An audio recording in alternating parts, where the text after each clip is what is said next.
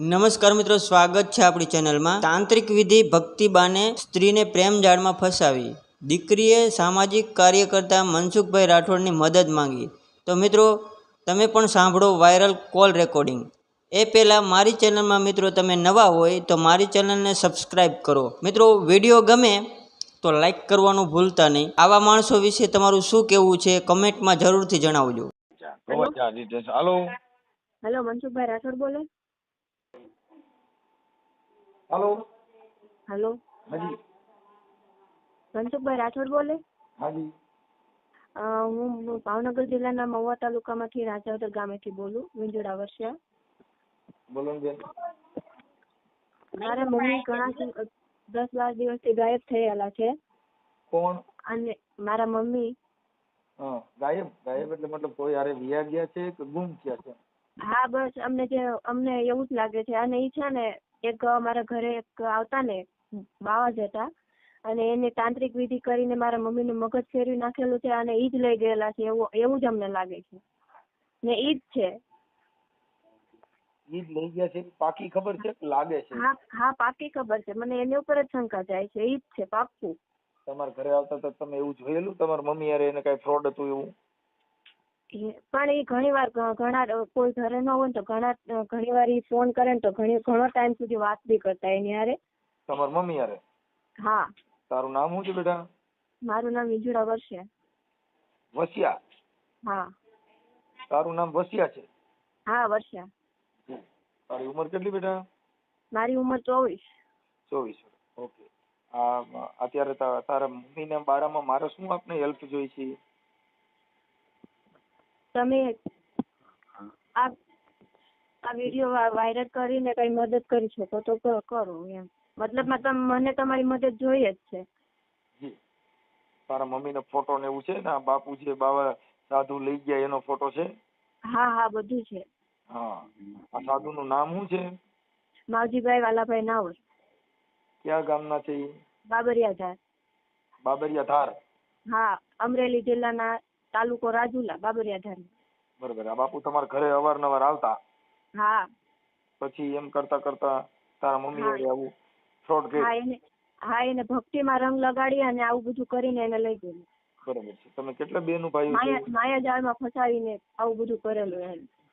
બરાબર છે। હા, તમે કેટલા બેન ભાઈ છો? હું એક બેન અને મારે 2 ભાઈ છે। બરાબર છે। ઈ નાના છે કે મોટા તારાથી? મારાથી 2 નાના છે અને એક ભાઈ નાનો છે ને એનો સંબંધ કરેલો છે। મતલબ એને છે મારા નાના ભાઈ નો સંબંધ કરાયો ને ત્યારથી આ બધું એને મારા મમ્મી ને ફસાવી લીધેલા છે। બરાબર। હા। એટલે તમારા ઘરે કઈ કામ થી આવતા કે કેમ આવતા?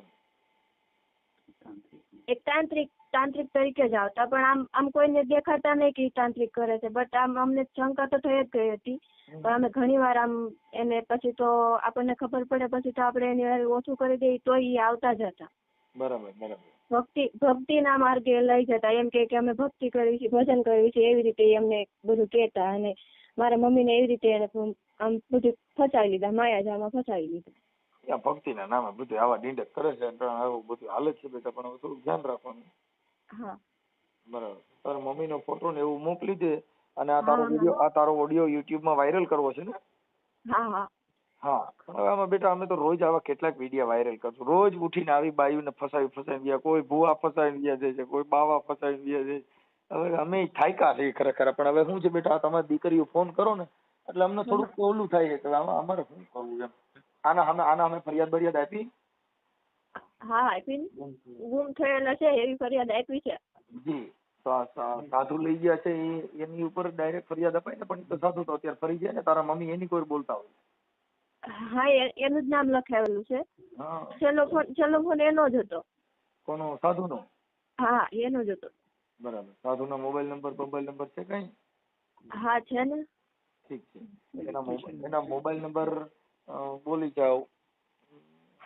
એનો મોબાઈલ નંબર, એનો ફોન જે છે ને એ પોલીસ સ્ટેશન માં પડ્યો છે। જી। તો આ સાધુ નો ફોટો છે ને તમારી પાસે?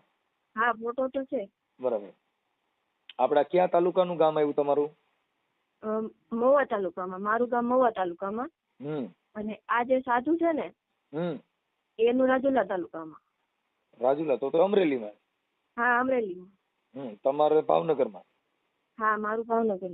હા, તમારે ભાવનગર જિલ્લાનું ગામ છે ને આ સાધુ છે એ અમરેલી જિલ્લાના રાજુલાના છે? હા રાજુલા. હા, એ સાધુનું નામ શું કીધું? માવજીભાઈ વાલાભાઈ નાવર. બરાબર. એટલે તમારે કઈ રિશ્તેદાર થાય છે કે તમારા ઘરે કઈ આ ભક્તિ કરવાની એવું બધું ભજન કરવાની એના માટે આવતા? આમ દૂરના સંબંધી છે, મારા મમ્મીના મામા થાય. અરે મામા ઈ કેતા, મામા નો કે. મામા કેતા એમ? હા મામા હતા ઈ. આમ દૂરના છે, આમ બહુ સગા નહીં. આમ દૂરના એમ. મતલબ તમારા ઘરે આવરો જાવરો શેમાંથી થયો? ભક્તિ માંથી થયો તો કેમ કે તાંત્રિક વિધિ થી? મારા ભાઈ નાનો ભાઈ છે ને, હા, એનો મેરેજ કરાવે ને પછી નો વધારે એમ. એટલે ઈ વચમાં છે વાતમાં? હા હા હા. એટલે એને વચમાં વાત વાળામાં રહ્યા છે? હા હા. બરાબર. એ સાધુ નો વેશ પહેરે છે કે લેંઘા ઝભા પહેરે છે, કપડા ક્યાં પહેરે છે? હા આખા સફેદ કપડા પહેરે હા. અને દાઢી લાંબી રાખે અને ઓલા સાધુ બાવા જે અંબોડા જેવું રાખે ને હા, એ રાખે. બરાબર. એટલે સાધુના વેશમાં જ છે ને?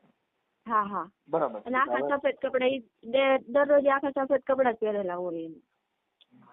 કાળી કામળી કામ કરો, તારો ફોટો મોકલી દે અને હા. આવડા સાધુનો ફોટો મોકલી દે. હા હા. સાધુનો ફોટો મોકલો હો. હા અને તારો ફોટો મોકલી દે. આ આપણે YouTube માં વાયરલ કરવા માટે ફોન કર્યો છે ને તમે? હા.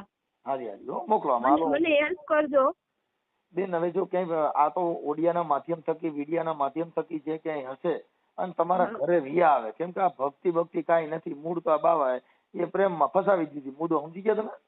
હા હા. હા, ભક્તિ કરવી ઘરે થઈ શકે, કાંઈ બાવા ભેગા રખડે ભક્તા ન થાય. હા એમ. ભક્તિ છે એ અંગત હોય. તો તું પોતે છો દીકરી છો, તને વેરાગ લાગે ને તારે ભક્તિ કરવી, સબરીએ ભક્તિ કરી, કઈ બાવી ભેગી વહી નથી. હા એમ. હા, તમે તમારા ઘરે બધું કરી શકો છો. બંધારણમાં બાબા સાહેબે બધાને અધિકાર આપ્યો છે. તમે ભક્તિ કરી શકો, સાધુ બની શકો, ગુંડા બની શકો, બધું બનવાનો તમને રાઈટ છે, પણ સંવિધાન થકી. બાકી કઈ બીજું કરો તો અટણ આપણે જેલ ભેગા થાય. હા. હા, એટલે આવું કરવાનું અને ભણવામાં ધ્યાન દેવાનું. આવી વાતમાં બહુ ઇફેક્ટ નહીં, એટલે તું દીકરી છો, તારા મગજની અંદર બીજા ઇફેક્ટ ન આવે હો. હા, મારો આખો પરિવાર વિખાઈ ગયો અત્યારે. બેટા હવે આવું તો બધું થાય. હવે આ તો સાધુ ને આવું બધું કરતા હોય, થાની રહી જાય, એમાં રોવાનું ન હોય હો. મારાથી જેટલી બને એટલી હું તને મદદ કરું છું બેટા. અને કાંઈ જરૂર પડે, કોઈ ધાક ધમકી મારે, કોઈ કાંઈ એવું હોય તો ગમે ત્યારે રિંગ કરજે. બીજું કાંઈ તમારે ખાવા પીવામાં કાંઈ પૈસા પાણીની જરૂર પડે તો અમારાથી થાય એ મદદ તને કરીશ હો. હા. હા, થાની રહી જાય બેટા, રોવાનું નહીં હો. અને એવું લાગે તો રામુ ચક્કર મારી જજો હો. હા. ભલે ફોટા આમાં મોકલો બેટા, થાની રહી જાઓ. હા. ભલે હાલો, આમાં ફોટો, તારો ફોટો મોકલી દે ને આવડા સાધુનો ફોટો મોકલ. ચાલ હમણાં એની પપુડી વગાડું હાલ.